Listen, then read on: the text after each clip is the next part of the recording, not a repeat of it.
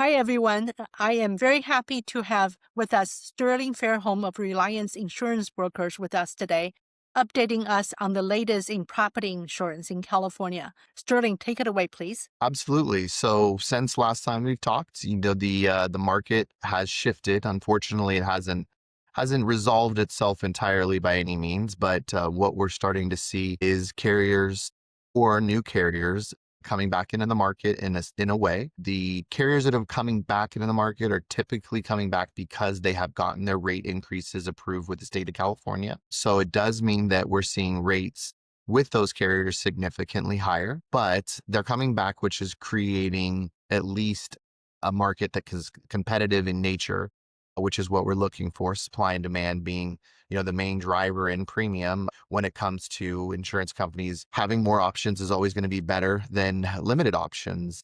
So as that develops, that's helped. The other main factor is that more non-admitted companies are coming into the market. They're coming in pretty rapidly. Some of them are attractive and some of them have some limitations.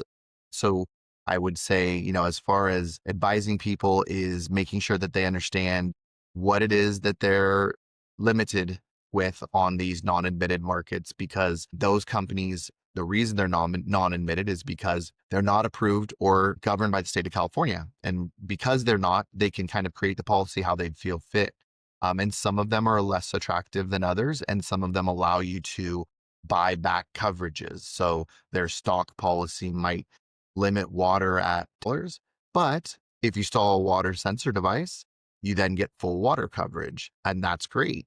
But someone has to make sure that they explain that and that they tell you about the water device and what's approved and not approved. If you didn't install that device, you're now with a policy that's significantly limited on water, which is the number one claim in California for insurance. So that market is coming back, but it's coming back in a way that people are unfamiliar with and we're not used to seeing. Okay, and when you say water, you mean water damage, such as a plumbing leak. Yeah, and so there's two different types of water. The main water that it causes a lot of damage is water under pressure. So that will be a plumbing issue, whether it's in the walls or more often than not, it's an appliance leak.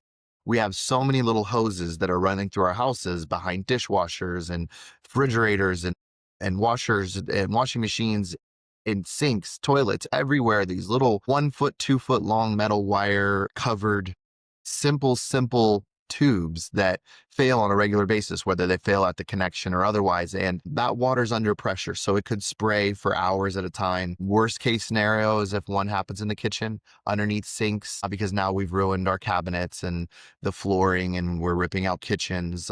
So water under pressure is by far the most common claim.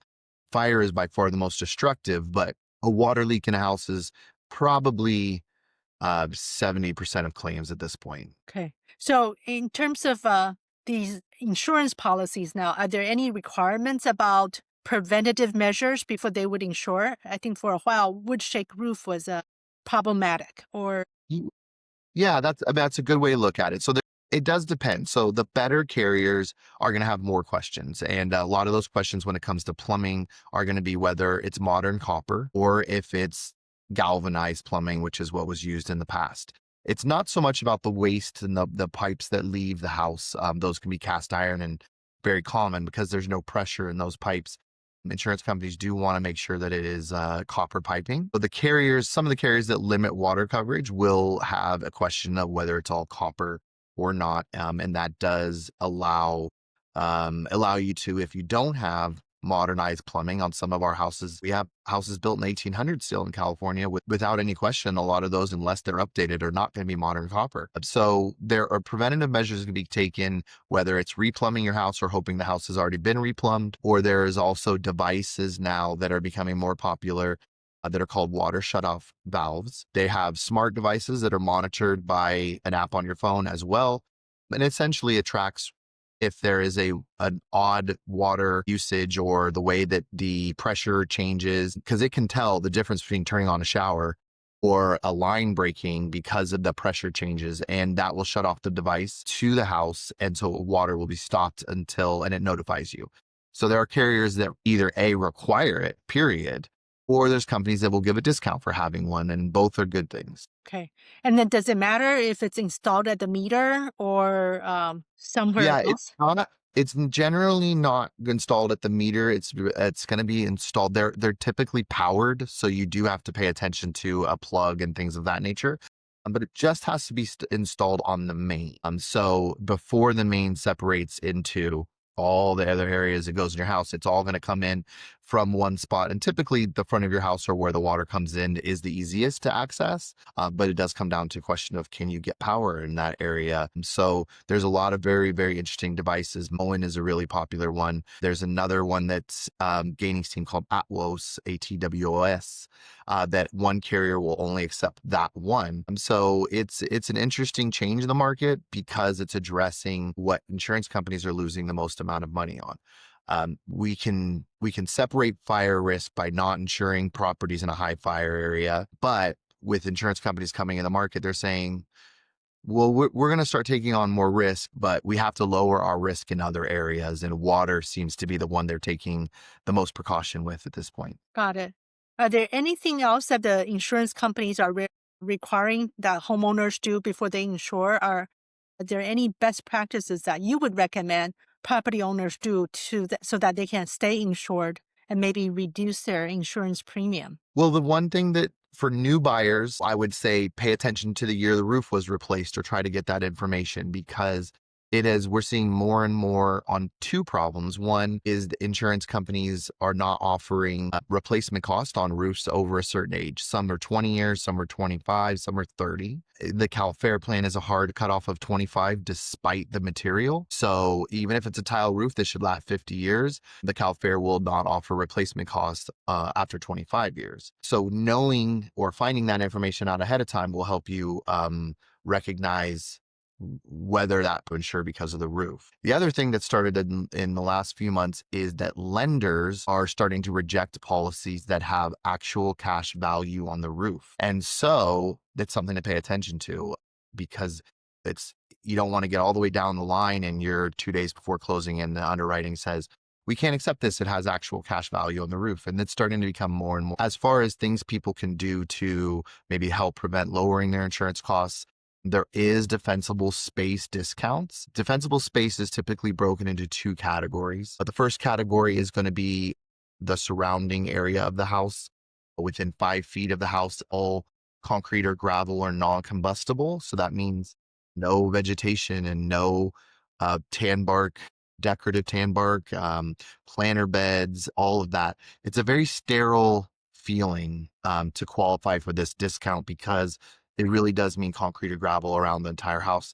And most of the time people find it unattractive and aren't interested in qualifying for a discount like that. And so it tends to not make a lot of sense to go down that avenue to save a very small amount. The other one that typically gets hung up when defense discounts is enclosed eaves. Most homes are not built with enclosed eaves in California. Most homes, even modern homes, are not built with enclosed eaves because it's not the style that we're used to seeing, and the cost to then enclose your eaves and put in the proper venting is way too much to offset with a 5% discount or a 10% discount. So the fire hardening at this point tends to be more beneficial to the client from their own well-being and their own safety than it is saving money on insurance, just because it's not moving the needle enough to offset the cost. What about like fireproof roofing or So sprinklers on roofs? yeah, sprinklers are not a thing for insurance. They don't actually ask that question as far as on the roof. Sprinklers on the interior, so modern construction requires that. Any home built after 2006, it actually is required as part of permits. There's some little bit of leeway there because some permits would have been filed before that. So sometimes in '07 and '08, you'll still see them without it. But anything since then would have interior sprinklers. There's discounts for that, but roof sprinklers not something they asked for. The fire resistant roof, which is considered a Class A roof, there is a discount on insurance for a Class A roof. Most roofs that are installed at this point are considered Class A. Obviously, wood shake roofs are not considered for any discount because they're pretty high risk at this point. Got it. Okay, anything else you'd like to share in terms of what's new in the insurance industry for California property owners? Yeah, I mean, nothing necessarily to share other than caution. And by caution, I do mean if we're going down the avenue or we're starting to see carriers you're not familiar with, people aren't familiar with, which is common. I mean, we policies with companies no one's ever heard of before, and typically they're non-admitted. My suggestion for anyone is pay attention to the fine print because in that segment, there are a lot of limitations that are snuck into a policy that really you need to know what you're reading to understand what it's limiting. We recommend them all the time. There's not a huge problem with certain limitations, but there are problems with the way it's described or explained. And I feel like for anyone, just make sure that you're reading through the policy and seeing the word limited. And if you see the word limited, you wanna know what that is, whether it's limited animal liability or limited theft is common. Sometimes it's fine. It's okay if it's limiting theft at 100,000 because it's pretty uncommon to have a theft over 100,000. But a limited water of 10,000 means most claims are only going to be covered up to $10,000 and a little concerning. So this is reading the insurance specimen or the insurance policy details after you have already bound the insurance. It's required to be on the quote. So you don't have to go into too deep to find the information. Typically, on any insurance quote, the first page will show you your coverages.